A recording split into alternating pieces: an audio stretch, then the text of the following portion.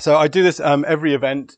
It's just stuff that I've seen in the press and on social media and conversations that I've had. It's not comprehensive. It's just like a snapshot of stuff that I think is relevant to urban technology and the city. So I'm just gonna zip through it quickly. I keep forgetting the cursors in the way. Is it still tracking me? Amazing. Okay, so the first thing, Sheffield City goals. So this is the big consultation that's going on at the moment by Sheffield City Council to try and nail down what the future of Sheffield is, what our goals should be, what we're all collectively, as a community, as citizens, working towards. That's an ongoing process. It's going to last all summer. I know Arup are involved in the delivery of that consultation, and there's a whole series of workshops and things going on. But there's also a platform, sheffieldcitygoals.uk. You can go and you can express your own opinion about a whole range of things that are important to the city. So I just want to highlight that.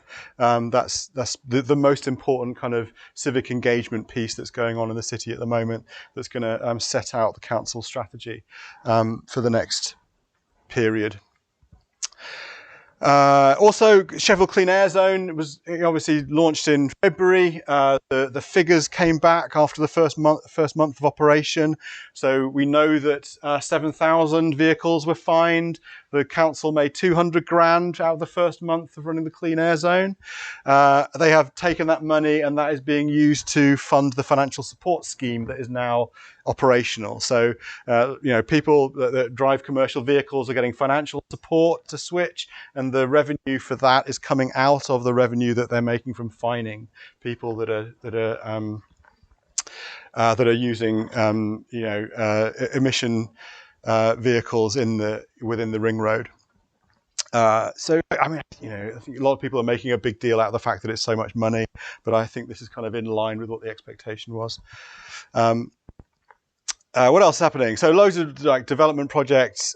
Cole Brothers, the bids are in. I know nothing about what's happened to those bids or how the process is progressing at the moment, but I think 7 bids went into the council for redevelopment of Cole Brothers or John Lewis, whatever you want to call it. Castle site transformation planning application has been lodged for that. The plans are now available, or were available, been available for a few months on the redevelopment of the castle site. You can go and look at those. Debenhams, there's still no one knows what's happening with Debenhams. The latest thing is they're going to turn it into a maker market, which sounds awful. But basically, the company that now owns it is desperately trying to find a developer to turn it into something, and nobody's really forthcoming at the moment. So this is the latest idea, that they would basically turn it into lots of studios for people to make stuff and sell it in the building. City Centre Cycle Hub is planned for Charter Row. That is still going ahead. I don't know what the delivery date of that is. Everything has been delayed. Actually, it's not one of my slides, but Fargate has been delayed again. In fact, Event Central is kind of having a little bit of a anxiety moment because costs have increased so much. The Fargate has been scaled back. It's no longer going to include the High Street, and Event Central, which is kind of the flagship destination for Fargate. They need to spend that money by March next year, and they haven't started work yet. So I think there's some issues going on. But I mean, if you've been down Fargate, they have got, they are tearing up all of the cobbles down there right now. So work has started on the public realm in Fargate itself. Pounds Park opened and then closed again to be completed, and is reopening, or has reopened maybe for good. I'm not sure how long the final bits are, but they opened it to sort of test it out, and it's fantastic. I don't know if anybody's been down there, but when I went down there, it was full of kids playing. There's loads of stuff to do. And there's also Charter Square Musical Pocket Park is opening this weekend coming. So they've put loads of kind of musical instruments and musical attractions into Pocket Park at Charter Row as well. And that's all opening on Saturday, which is lovely. These little pocket parks. I think Sheffield is really kind of, becoming known for doing all these, really using the little pockets of space that it's got around the city. And then there's really big developments like Waterside at Attercliffe, which the council and Situ have just exchanged contracts on that. So that is going ahead. That's a big net zero development that's going to transform a big chunk of Attercliffe and open up along the canal side. Bacon Island Park. This is a big development in Neep's End, which has got planning. I don't know anything new about that, but that is a new thing. The planning documents are available for that. And then there's 2 other net zero developments that are going on in the city at the moment that have just had deals signed on them. The Hive at Kelham Island and 190 Norfolk Street, which is, if we see it out of this building on one of the sides, isn't it? Because it's the building that Brown's is part of, right on the Peace Gardens. Both of those are intended to be completely net zero new building developments. What else is going on? So MPs and Big Brother Watch issued a letter to Fraser Group a couple of weeks ago, berating them for using facial recognition cameras. Fraser Group own Sports Direct and Flannels, both of which are in Meadowhall. So there are facial recognition cameras being used by private operators in Meadowhall at the moment. And there's quite a few people think this is a very bad idea. People are not aware that their identifying information is being taken without their acknowledgement, and surely it's against GDPR. So it's going to be interesting to see whether this campaign actually gets anywhere to get them to rethink running facial recognition on their in-store CCTV. Other thing that I noticed, the company in Sheffield has started offering space funerals. Anyone seen this? You for just under £3,000, you can have your ashes or your loved one's ashes taken up into space on a helium balloon and liberally scattered into the troposphere, which I thought was really interesting, not just as a concept, but obviously space is at a premium, and actually interring people is increasingly expensive and difficult to do in cities, as is incinerating them, given the price of gas. Yeah, maybe there's an offset. Maybe, yeah, you can earn some offset points for taking carbon up. But yeah, so Aura Flights is actually doing this right now. You can buy this, and they will take a small container up and distribute it, and they have 2 4K cameras watching the whole process that you then get an edited film about. SIGOMA, the Special Interest Group of Municipal Authorities, have launched a fairer funding manifesto. This is basically showing research that shows that places like Sheffield and other northern cities are disadvantaged in the funding regime as it exists at the moment, because it benefits wealthier areas in the country rather than areas that actually need extra funding. So I think there was another study that showed that Sheffield had lost 27% of council funding over during the last 11 or 12 years, or whatever the period of the Tory government or Tory and coalition government has been.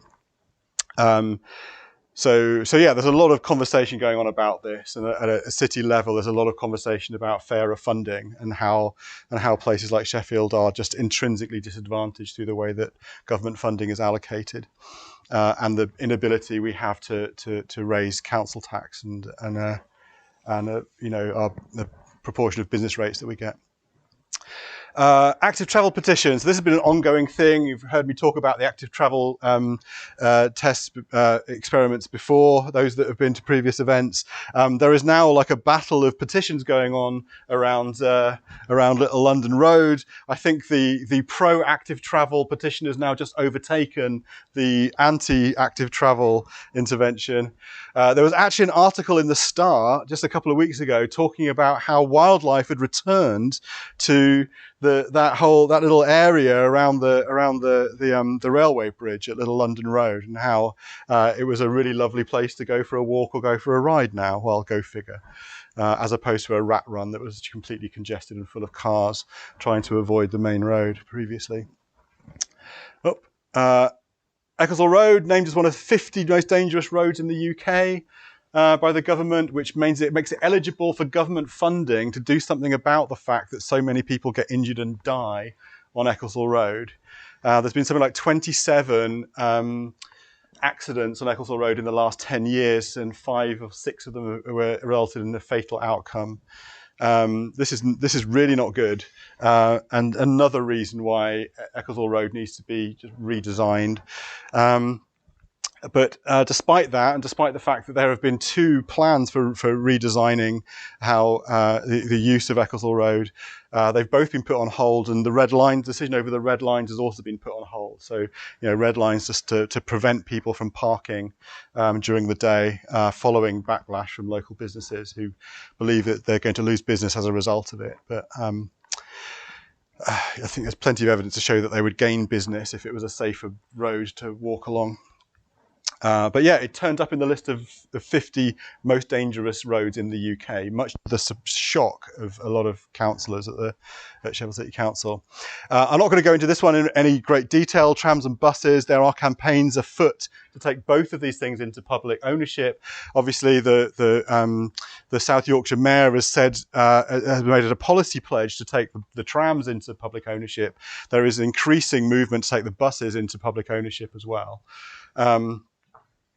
Because they're not fit for purpose, and they're not joined up. They're not even connected to each other. So even the timetables aren't coordinated, so that when a tram finishes, buses are there to take people. Yeah. The trams are definitely going into public ownership from next year. They've just had the year count done. I think it's next March they'll go into public ownership. And we are helping them with a study looking at potential public control for buses. For buses as well. If anyone wants to speak to me about that, Excellent. Thank you very much. Community Speedwatch. So the Sheffield's first Speedwatch was launched in Hillsborough just a couple of weeks ago. So these are citizens that have been trained in the use of speed camera operation that are now monitoring their own streets for excessive speed, people driving at excessive speeds. So this has happened in a few places elsewhere in the UK, not that many, but there is now a Speedwatch group in Hillsborough to try and stop basically boy racers, essentially, and people speeding. I put this one in because I thought this related to JJ's rewilding talk, but there's been a 10-year program to increase the number of birds of prey in the Peak District, and that program has just shut down just a couple of weeks ago. And the reason it's shut down is because there was so much illegal activity. They felt they were no longer making any progress whatsoever. So that's people. Basically poisoning, hunting, destroying the habitats intentionally to stop birds of prey being reintroduced to the Peak District, which is not a good news story, obviously, but it's just a kind of, I thought it was just a really interesting or relevant story about the fact that there are groups of people that are actively working against each other, and that there is no resolution there, and there are people that are just hell bent on preventing this from happening, and it's not entirely clear why. I never got a good impression from the people that were involved in this program why this was happening. It was just described as illegal activity, but a whole list of different things that people were doing. It just seemed coordinated and intentional to me. And then finally, Sheffield Hallam University have released their climate action strategy. So they've published a strategy about how they're going to, or listing the set of commitments they have to achieving net zero and to further their climate action activities, and it's 7 pages long. The whole strategy is 7 pages. It's really readable. It's intended for everybody in the university and the rest of the city to read and understand. So I highly recommend you go and look for it. Just do a Google search on Sheffield Hallam Climate Action Strategy, and you'll find it straight away. But it lays out, what they intend to do, not just for themselves, but in terms of supporting communities in the city in their climate action as well. Last thing to say, please join the mailing list to get informed of when we run more of these events, come to future ones. Let me know if you've got any news, if you've got things that you want to go into Smart Sheffield News. Tell me about them before the next event and I'll add them in. You can email me at info@smartsheffield.city or on Twitter at SmartSheffield. I'd like to say thank you to our sponsors and our hosts, Arup, for this event, our sponsors, Sheffield Hallam University, and also the University of Sheffield as well, and Sheffield Digital all sponsor us to do this. And my son Flynn for doing the recording this evening. If you're wondering who the child is in the, he's been taking photos. He's been helping me out. I'd like to say thank you very much. And now you can all go and have a drink and a slice of pizza. So cheers, everybody.